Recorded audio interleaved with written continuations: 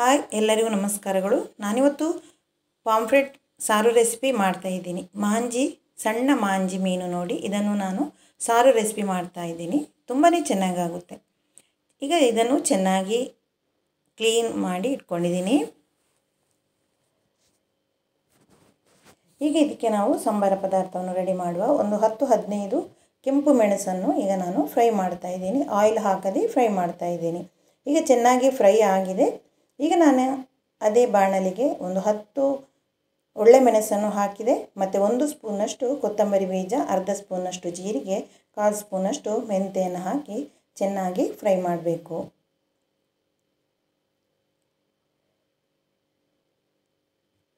ಈಗ ಇದು ಚೆನ್ನಾಗಿ ಫ್ರೈ ಆಗಿದೆ. ಇದನ್ನು ಸೈಡಲ್ಲಿ ಇಟ್ಟು ಬಿಡುವ. ಇಲ್ಲಿ ನಾನು 1 ತೆಂಗಿನಕಾಯಿಯನ್ನು ತಗೊಂಡಿದ್ದೀನಿ. ಅದನ್ನು ಈಗ ಬಾಣಲೆಗೆ ಹಾಕಿ ಫ್ರೈ ಮಾಡ್ತಾ ಇದ್ದೀನಿ. ನಾವು ಈ ರೀತಿಯಾಗಿ ಮಾಡುವುದರಿಂದ ಮೀನು ಸಾರು ತುಂಬಾ ಚೆನ್ನಾಗಾಗುತ್ತೆ. ಸ್ವಲ್ಪ ಬ್ರೌನ್ ಕಲರ್ ಬರುವವರೆಗೂ ನಾವು ಸ್ವಲ್ಪ ಫ್ರೈ ಮಾಡಿದರೆ ಆಯಿತು. ಈಗ ಸಾಕು, ನಾವೀಗ ಇದನ್ನು ಆರಲಿಕ್ಕೆ ಬಿಡುವ. ಇಲ್ಲಿ ನಾನು ಮಿಕ್ಸಿ ಜಾರಿಗೆ ಮೆಣಸು ಮತ್ತು ಎಲ್ಲ ಸಂಬಾರ ಪದಾರ್ಥವನ್ನು ಹಾಕ್ತಾ ಇದ್ದೀನಿ. ಮತ್ತು ಈಗ ನಾನು ತೆಂಗಿನಕಾಯಿಯನ್ನು ಕೂಡ ಹಾಕ್ತಾ ಇದ್ದೀನಿ. ಲಿಂಬೆ ಗಾತ್ರದಷ್ಟು ದೊಡ್ಡದಾದ ಹುಳಿಯನ್ನು ಹಾಕ್ತಾ ಇದ್ದೀನಿ. 2-3 ಬೆಳ್ಳುಳ್ಳಿಯನ್ನು ಹಾಕಿದೆ. 1/4 ಸ್ಪೂನಷ್ಟು ಅರಿಶಿನವನ್ನು ಹಾಕಿದೆ. ಈಗ ನೀರನ್ನು ಹಾಕಿ ನಾವು ಇಲ್ಲಿ ನೈಸಾಗಿ ಗ್ರೈಂಡ್ ಮಾಡುವ. ಇಲ್ಲಿ ನಾನು ಗ್ಯಾಸ್ ಸ್ಟವಲ್ಲಿ 1 ಈರುಳ್ಳಿಯನ್ನು ಕಟ್ ಮಾಡಿ ಹಾಕಿದ್ದೀನಿ. ಅದಕ್ಕೆ ಈಗ ಕಡ್ದಂಥ ಮಸಾಲೆಯನ್ನು ಹಾಕ್ತಾ ಇದ್ದೀನಿ. ನಮಗೆ ನೀರು ಎಷ್ಟು ಬೇಕೋ ಅಷ್ಟು ನಾವು ಹಾಕಿ ಇದನ್ನು ತೆಳು ಮಾಡಿಕೊಳ್ಬೇಕು. ಮೀನು ಸಾರಿಗೆ ತುಂಬಾ ನೀರು ಮಾಡಿಕೊಂಡ್ರೆ ಅಷ್ಟೊಂದು ಚೆನ್ನಾಗಿ ಆಗುವುದಿಲ್ಲ. ಈಗ ನಾವು ಚೆನ್ನಾಗಿ ಮಿಕ್ಸ್ ಮಾಡುವ.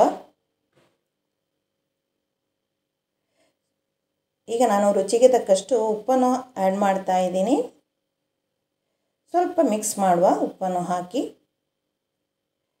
ಇಲ್ಲಿ ಸ್ವಲ್ಪ ನಮ್ಮ ಸಾರು ಸ್ವಲ್ಪ ದಪ್ಪ ಆಗಿದೆ, ಅದಕ್ಕೆ ಸ್ವಲ್ಪ ನೀರನ್ನು ಆ್ಯಡ್ ಮಾಡ್ತಾ ಇದ್ದೀನಿ. ಚೆನ್ನಾಗಿ ಮಿಕ್ಸ್ ಮಾಡುವ. ಇಲ್ಲಿ ನಾನು 1 ತುಂಡು ಶುಂಠಿಯನ್ನು ಸಣ್ಣದಾಗಿ ಕಟ್ ಮಾಡಿ ಹಾಕ್ತಾ ಇದ್ದೀನಿ. ಸ್ವಲ್ಪ ಮಿಕ್ಸ್ ಮಾಡುವ. ಇಲ್ಲಿ ನೋಡಿ, ನಮ್ಮ ಸಾರು ಚೆನ್ನಾಗಿ ಕುದಿ ಬರ್ತಾ ಉಂಟು. 2 ನಿಮಿಷ ಹಾಗೆ ಬೇಯಲಿ. ಈಗ ಚೆನ್ನಾಗಿ ಕುದಿ ಬಂದಿದೆ. ನಾವು ಮೀನನ್ನು ಹಾಕೋ ಮೊದಲು ನಮ್ಮ ಇದರದ್ದು ಹಸಿ ವಾಸನೆ ಎಲ್ಲ ಹೋಗಬೇಕು, ಚೆನ್ನಾಗಿ ಕುದಿ ಬರಬೇಕು. ಇಲ್ಲಿ ನಾನು ಕರಿಬೇವಿನ ಎಲೆಯನ್ನು ಹಾಕಿದೆ. ಈಗ ಇದಕ್ಕೆ ಮೀನನ್ನು ಹಾಕ್ತಾ ಇದ್ದೀನಿ. ಚೆನ್ನಾಗಿ ಹಸಿ ವಾಸನೆ ಎಲ್ಲ ಹೋಗಬೇಕು ಸಾರಿದ್ದು, ಮಸಾಲದ್ದು. ಈಗ ಮೀನನ್ನು ನಾನು ಹಾಕ್ತಾ ಇದ್ದೀನಿ.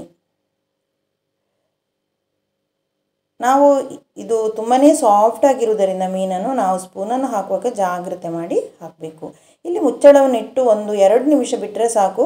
ಒಮ್ಮೆ ಕುದಿ ಬಂದರೆ ಸಾಕು, ಚೆನ್ನಾಗಿ ಬೇಯುತ್ತೆ. ನಮ್ಮ ಮೀನು ರೆಡಿಯಾಗಿದೆ ನೋಡಿ. ಎಷ್ಟು ತುಂಬಾ ಜಾಗ್ರತೆಯಾಗಿ ನಾವು ಸ್ಪೂನನ್ನು ಹಾಕಬೇಕು, ಇಲ್ಲಾಂದರೆ ಅದು ಪೀಸ್ ಆಗುತ್ತೆ. ನಮ್ಮ ಮೀನು ಸಾರು ಈಗ ರೆಡಿ ಆಯಿತು. ನಾನೀಗ ಸರ್ವ್ ಮಾಡ್ತಾ ಇದ್ದೀನಿ ನೋಡಿ. ಪಾಂಫ್ರೆಟ್ ಸಾರು ಕೂಡ ತುಂಬಾ ಚೆನ್ನಾಗೋಗುತ್ತೆ, ಆದರೆ ಹೆಚ್ಚಾಗಿ ಇದನ್ನು ಫ್ರೈ ಮಾಡ್ತಾರೆ. ನೀವೊಮ್ಮೆ ಸಾರನ್ನು ಟ್ರೈ ಮಾಡಿ. ಇವತ್ತು ನಾನು ಮಾಡಿದಂಥ ಈ ಪಾಂಫ್ರೆಟ್ ಸಾರು ರೆಸಿಪಿ ನಿಮಗೆ ಇಷ್ಟವಾದರೆ ಪ್ಲೀಸ್ ಲೈಕ್ ಮಾಡಿ ಮತ್ತು ಫ್ಯಾಮಿಲಿ ಫ್ರೆಂಡ್ಸ್ ಜೊತೆ ನನ್ನ ಈ ವಿಡಿಯೋನು ಶೇರ್ ಮಾಡಿ ಮತ್ತು ಸಬ್ಸ್ಕ್ರೈಬ್ ಮಾಡಿ. Thank you for watching. Bye. ಮುಂದಿನ ವಿಡಿಯೋದಲ್ಲಿ ಮತ್ತೆ ಸಿಗೋಣ.